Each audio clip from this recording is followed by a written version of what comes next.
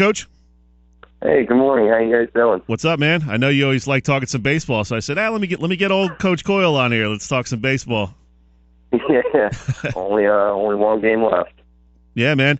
So what do you think about these teams? Let's start off with St. Augustine. Normally, the cream of the crop in terms of the Cape Atlantic League, and they're used to dominating down here in South Jersey. A little bit different year for them. You know, they lost Mike Vesturia before the season even started with an injury.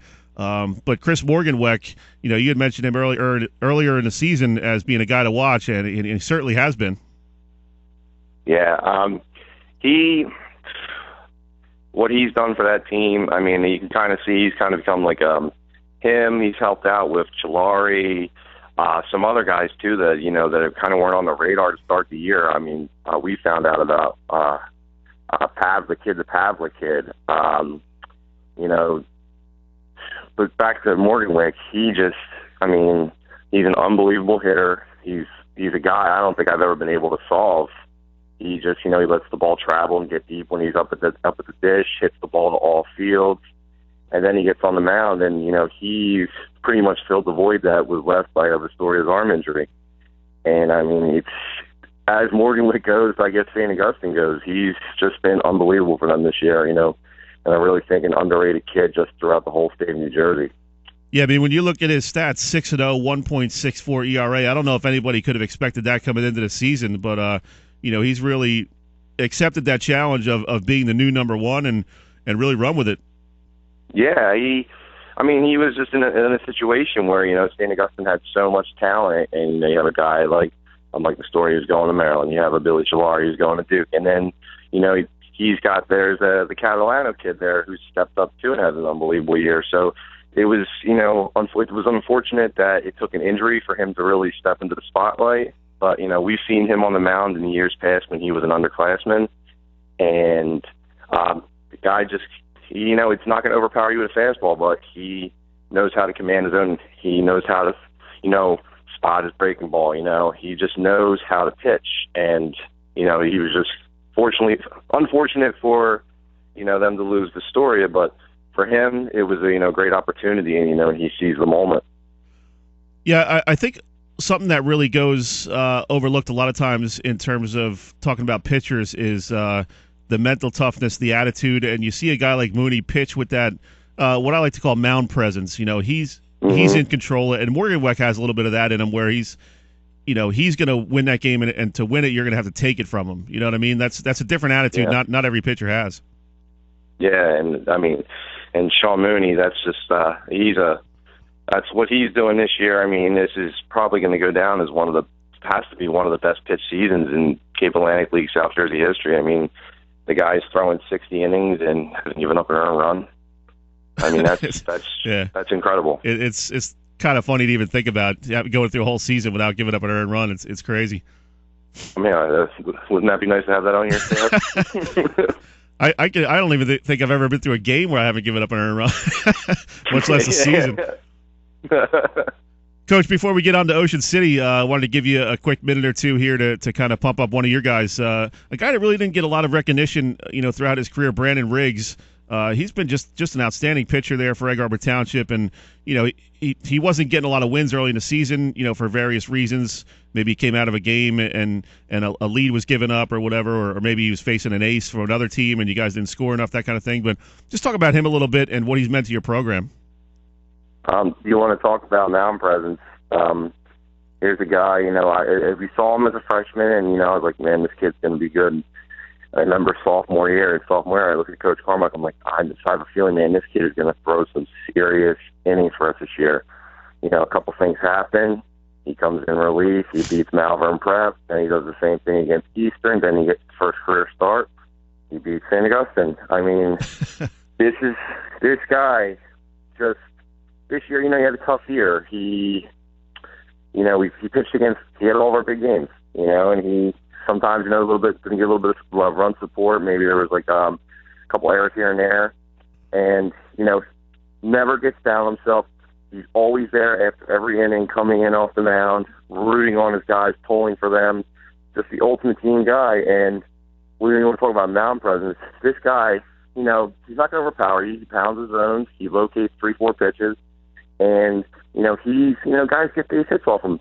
But I've never seen a guy that can get on the mound and, he maybe doesn't have the best move to hold runners, but he has the best composure of any pitcher I've seen. And, it's really a testament to him.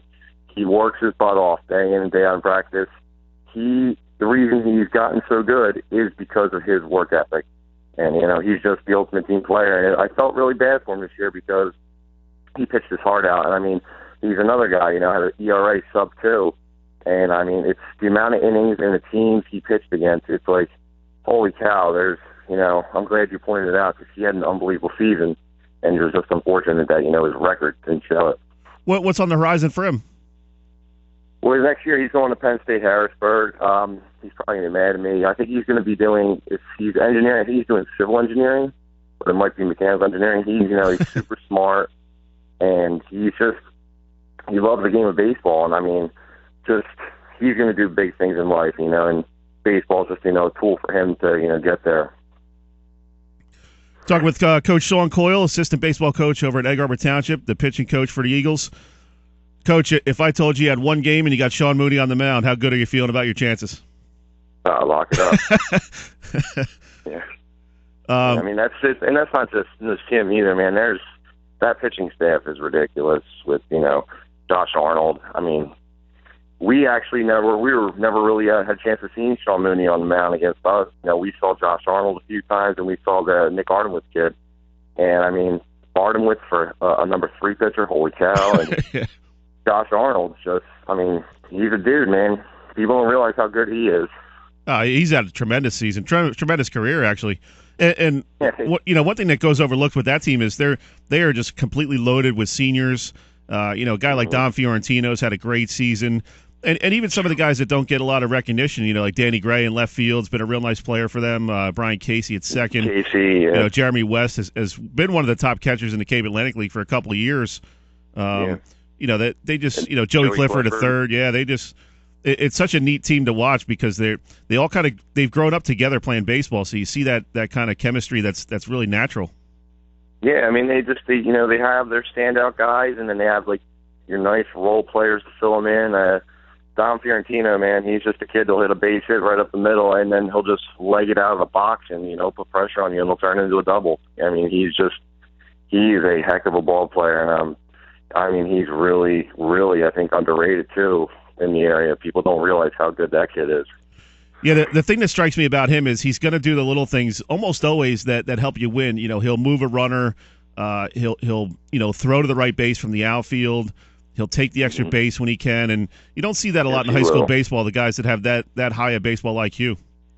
Yeah, I've seen 2 kids, in the past 3-4 years that just a standard single into the outfield, and they leg it out of the box hard, and they turn it right into a double, and that it was him and Buddy Kennedy. Those are two big names in South Jersey baseball. So he's going to do really big things next year. I believe he's going to, I think, your Sinus, and he's going to be a really nice ball player for their program. Coach, what would you say to your team, if you were in a situation that Coach Mensinger's in, a team that's expected to win all year, they've had this kind of on their calendar all season, trying to live up to those expectations. You got one game to play, and as well as anybody in the game of baseball, anything can happen in one game. What do you say to your guys on the bus ride up, when you get up there to Toms River, to kind of ease their nerves a little bit and say, hey, just go out there and do what you've been doing for the past 4 weeks? These games are for everybody. They are the tense moments, but you just got to tell the kids, listen, this is a game, and we're trying to have fun. We're going to keep playing baseball the way we have. There's a reason that, we're at this point because, we're playing baseball the right way. We're playing hard. We're pulling for each other. And, that's what we just have to do for one more game. And, if we do that for this game, we will be state champions. So, I think they really rallied around each other. I think they were a little slighted because, they didn't make the Diamond Classic. And that was, I don't know how that happened. To say they're not one of the best 16 teams in South Jersey, that was kind of ridiculous to me. But, then it's a testament to the Cape Atlantic League. They came on. I think they were coming off a loss to Vineland, and people don't realize, Vineland went up and beat Clearview, who's the Group 4 champions. So you don't realize how tough the Cape Atlantic League, and, I think now the guys like Kevin Minikin, Phil Anastasia, those guys are starting to see how, legit baseball is down here at the shore. And Ocean City, back to them, I think they felt a little slighted. And I think that's the reason why they started winning, 14 out of 15 or something like that now. Yep. So whatever coach said to them to get them on the street, you just kind of got to continue that theme. You might have to call up Craig Menzinger and ask him what he said to put that in your coaching put that in your coaching tool belt. Yeah, fine. I'll have to talk to Coach Bruno and Coach Moretti and see what their secrets are over there. Good stuff, Coach. We got to let you go, but thanks for helping us break down these games, and have an enjoyable summer. And I'm sure you'll be out there doing some summer league stuff, right?